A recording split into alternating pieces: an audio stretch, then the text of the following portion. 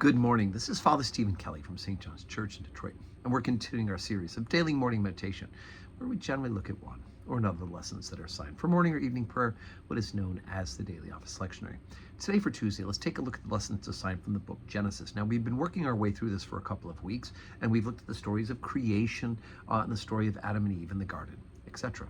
Now we're up to the story of Noah, and we've built up to the point where Noah's been told that because man has become so wicked, God actually is sorry that he created us, right? He created us in our image through sin and disobedience. We've moved further and further away from the image of God. It's been distorted in us, even though we still have that seed of God's image in us. It's distorted by sin, right? We call it original sin. And so it is that ultimately God decides to destroy all the earth, all the creatures on the earth, and start over again with the family of Noah. And so we remember the story about all the animals 2 by 2 brought into the ark. So now we're at the end of that particular story. The rain has stopped. We sent the doves out.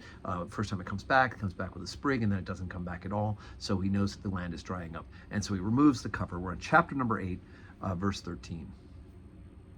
And it came to pass in the 601st year, in the first month, the first day of the month, the waters were dried up from off the earth, and Noah removed the covering of the ark, and looked, and behold, the face of the ground was dry. And in the second month, on the 7th and 20th day of the month, the earth dried. And God spake unto Noah, saying, Go forth from the ark, thou and thy wife and thy sons wives with thee. Bring forth with thee every living thing that is with thee, all the flesh, both of fowl and of cattle, and every creeping thing that creepeth upon the earth, that they may breed abundantly in the earth, and be fruitful, and multiply upon the earth.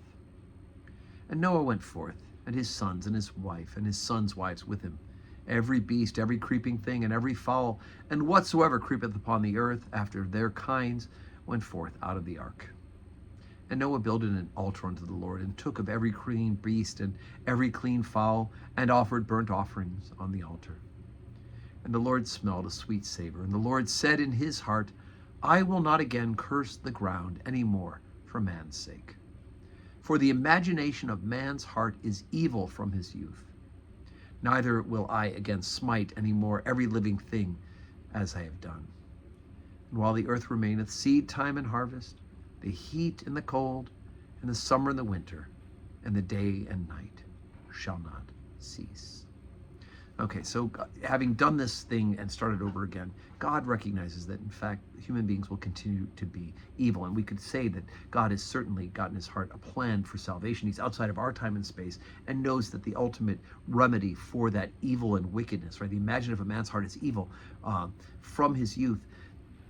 Jesus is the remedy. And God the Father already knows that his Son is going to be the remedy for this because he's outside of time and space. And we're living in time and space and reading in time and space. And so Noah does what is good and righteous, and he makes a sacrifice. Obviously, the animals have reproduced in the ark as they've been there for quite a while.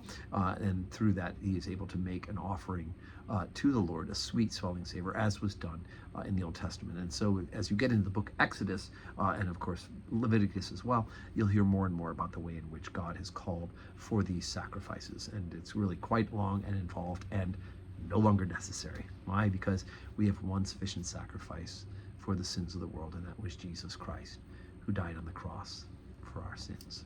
So anyway, it's a good story, and one that captures the imagination, the Noah's Ark thing. And of course, ultimately, God, in his promise not to destroy the earth, gives the sign in the heavens of the rainbow. Even though man is ultimately wicked and cruel, God will not destroy us until, of course, the end of time, when time ends and Jesus returns. So today's Tuesday. We do have Holy Communion today at 12:15 and evening prayer at 4 o'clock. And this will be the last day this week that we have a weekday service at St. John's, because on Wednesday and Thursday, we are heading to Wisconsin, a group of us, for the ordination to the diaconate of Cam Walker, one of our parishioners. So we'll be praying on the road and praying in Wisconsin. But the morning meditations, they'll continue to appear. And I hope that you have a Tuesday that is full of blessings.